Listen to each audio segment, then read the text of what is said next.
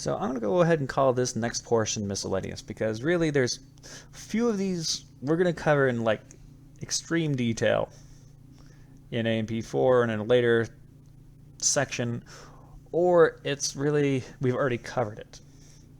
So ovaries and testes we're going to be talking about, and what they produce, we're going to be talking a lot about it in A&P4. It's one of the last things we discussed before developmental biology. What you need to know is that males produce testosterone.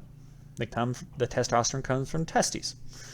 Ovaries produce estrogen and progesterone, relaxin and inhibin, all those female hormones.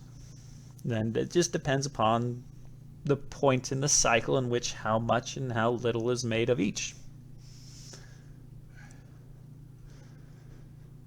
We did talk about the pineal gland. If y'all remember, that's part of the epithalamus. That's the one that releases melatonin and helps regulate whether your sleep-wake cycles. The thymus we're going to talk about in a little while in A&P3 when we're talking immunology. This is the one that deals with a lot with immunology, with the T cells. It is there responsible to help mature those T cells and make certain that they do mature appropriately. Finally, eicosanoids, we talked about it, is the prostaglandins, the inflammatory ones that circulate throughout the body.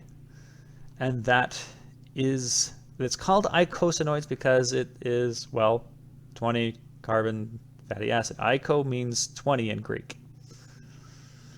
Again, it has that inflammatory response, but inflammatory responses can be good. It helps out with the growth. It can help out with repair. It can help out with tissue development, all that good stuff.